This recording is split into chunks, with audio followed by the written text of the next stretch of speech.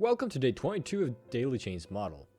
This morning I worked on a better grass model because the previous ones were not really my style. I also made clumps so I can save on batches. The way I made it was just by pointing normals upwards and giving it a single color. Today I'm making a PygmyDate palm tree, which I already had in the past, so I already imported, but with shit topology, so I'm going to retopologize it by using a skin mesh modifier, and then just extruding and pulling vertices until I get what I want. This is a very creative process, so it doesn't really matter exactly how I did this. Next, I made sure to localize my topology wherever I need it to be, so I can have higher topology in areas that need higher topology and lower topology in other areas. There are plenty of techniques and tutorials to learn this. I only just recently kind of learned this, but it was also a skill that I've learned over a long time.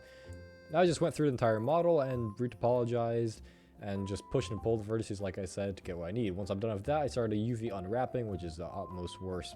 I then actually looked at some reference and realized it wasn't anything like how it looks like, so I played around with a few things, tried a different bump maps, and settled for this eventually, which I'm not currently showing on the screen. Well, you see the result at the end. I then went to Photoshop and painted it all over, the texture that I would imagine would look nice.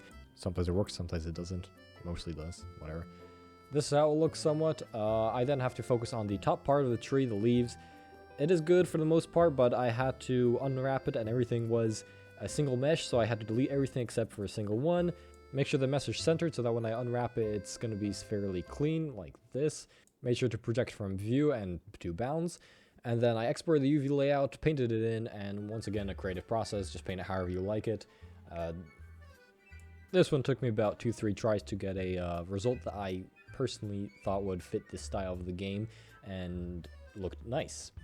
I then took the basic mesh and duplicate around, making sure I press Alt to duplicate so that they are the same mesh, just in different positions. So now that I'm making the lower LOD models, it's affecting every single leaf, not just one.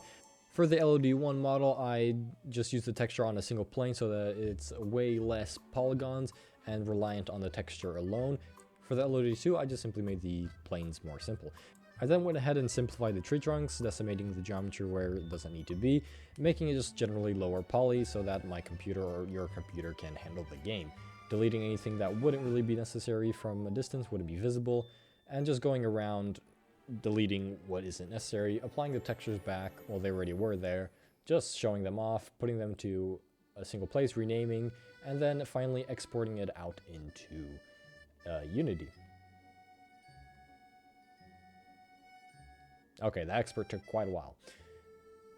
Oh, one more thing I forgot about is to pack all of my channels. I'm using a NEM map, which is normal, emissive, metallic, and an RGBS, so RGB, and then S for submissive. Wait, fuck that one.